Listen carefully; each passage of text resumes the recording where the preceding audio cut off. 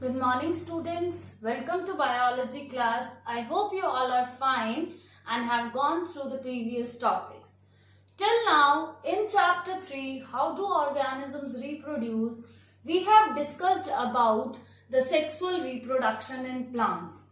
Now in today's video, we are going to discuss about certain terms. What does it mean by the gametes? What does it mean by puberty? What is fertilization? And later we will discuss about the male and the female reproductive system.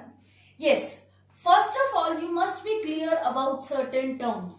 The first term is the puberty.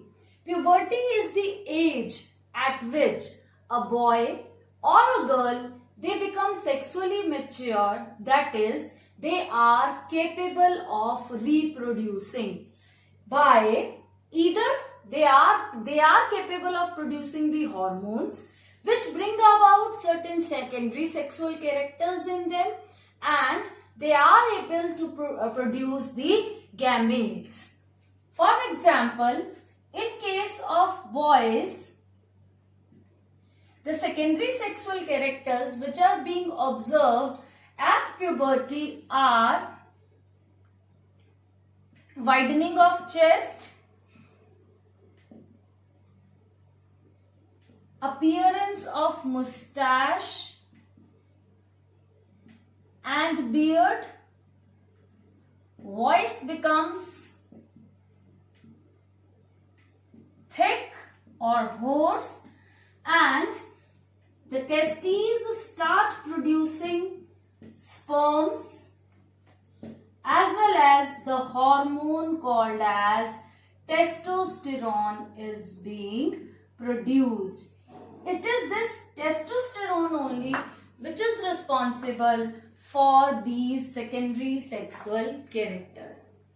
In case of girls, ovaries start producing eggs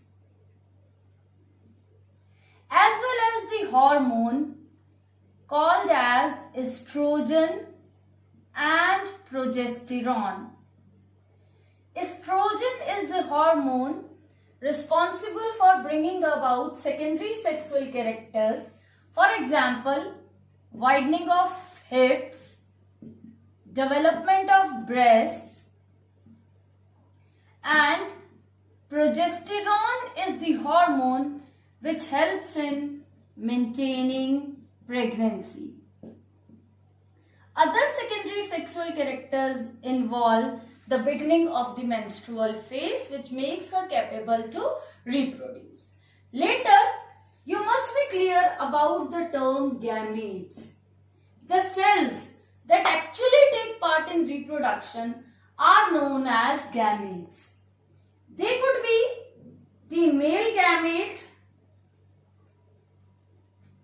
produced by males and the female gamete produced by the females. Male gamete is the sperm, female gamete is the ova. The sperm has a specific structure. They are smaller in size as compared to the eggs. There are millions of sperms which are being produced. Each sperm has a head containing the nucleus and the cytoplasm. There is a middle piece and a tail or the flagellum that helps the sperm to move. The female gamete, ova or the egg, is an oval structure which contains a dense cytoplasm. The third term is the fertilization. The male gamete or the sperm fuses with the female gamete or the ova, which is also known as the egg, to form zygote. This process of fusion of male gamete and the female gamete or sperm and ova to form the zygote is called fertilization. Depending upon whether the fertilization is taking place inside the female body or it is taking place outside the female body, fertilization is of two types: internal fertilization and external fertilization.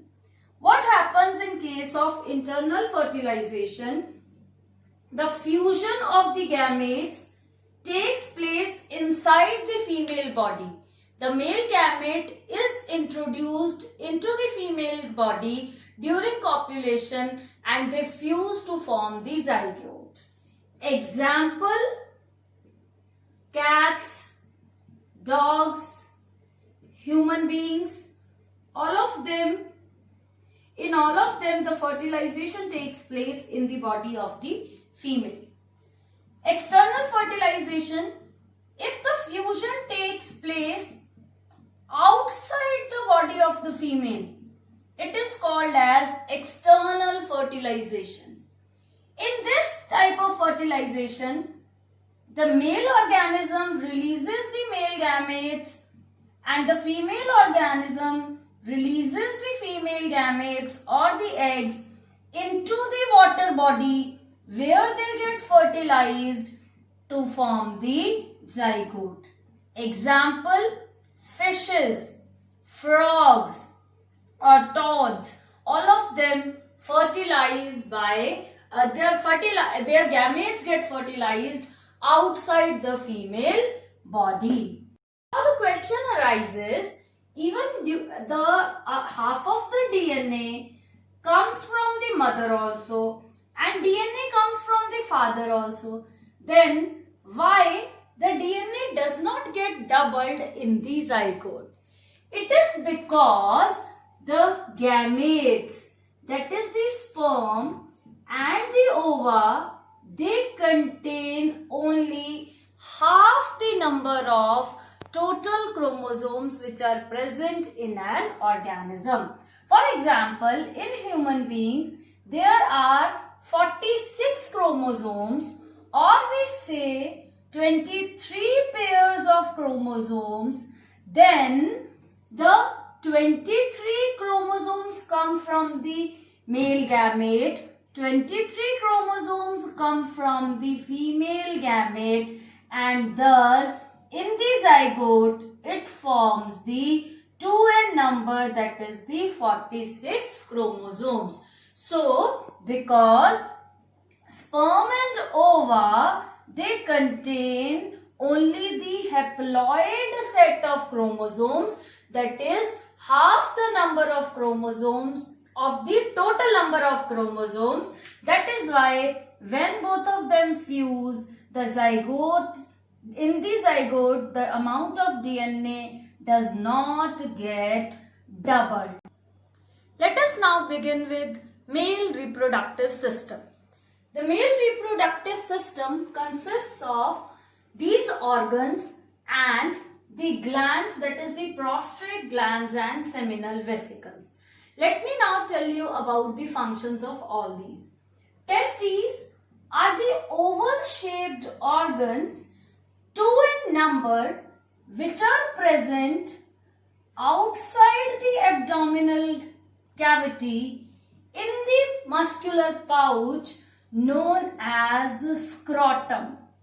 Because the sperm formation requires lesser temperature than the normal body temperature, that is why testes are present outside the abdominal cavity. So in this scrotum, it acts like a thermoregulator because it maintains the temperature 2 to 3 degrees less than the normal body temperature. Now comes the function. First function of the testes is to produce the male gametes or the sperms. Second function of the testes is to produce the male sex hormone, that is the testosterone. Now, the sperms which are produced by the testes, they are taken into a small coiled tube above the testes, which is known as epididymis, where the sperms get stored temporarily, and from the epididymis, the sperms are carried on to another long tube called as vas deferens or the sperm duct. On the path of the vas deferens, the two glands are present, that is the prostrate gland and seminal vesicles.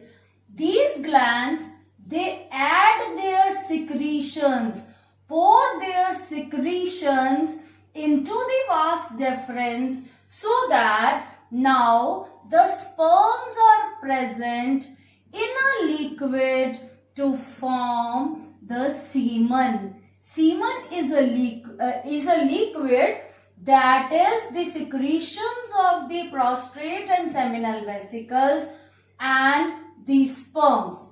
The function of these secretions of prostrate glands and seminal vesicles is to provide nutrition to the sperms and to make their further transport easier. From the vas deferens, the semen is taken by this vas deferens joins to a small tube called as urethra that forms a common passage for urine and sperms, which from the urethra the sperms are taken into the penis, and from the penis they are inoculated into the female body. Now these are the functions. Most important are the functions of the testes, the function of the prostrate glands and seminal vesicles. Let us now begin with female reproductive system. The female reproductive system consists of these four organs: a pair of ovaries, a pair of oviducts which are also known as fallopian tubes, a pear-shaped bag-like structure called as uterus, and a small opening called as vagina. Ovaries are 2 in number. They lie in the abdominal cavity. Their main function is number 1, to produce ova, which is also known as ova or eggs, and the second is to produce the female sex hormones estrogen and progesterone. Actually, each ovary contains a number of several follicles which are unripe before puberty. At puberty, they get ripened and they get matured. These matured follicles are known as ova or eggs. The ovaries are not directly connected to oviducts. There are 2 tubes called as fallopian tubes which have funnel-shaped opening that cover these are the fallopian tubes. They have funnel-shaped openings which cover the ovaries. These fallopian tubes are main site of fertilization. The egg released by the ova released by the ovaries rests in the fallopian tubes. The sperms, they get entered from the vagina, move upwards towards the fallopian tubes, and the fertilization of the gametes takes place. After fertilization, the zygote which is formed in the fallopian tube, it gets divided to form few cells in the fallopian tube itself.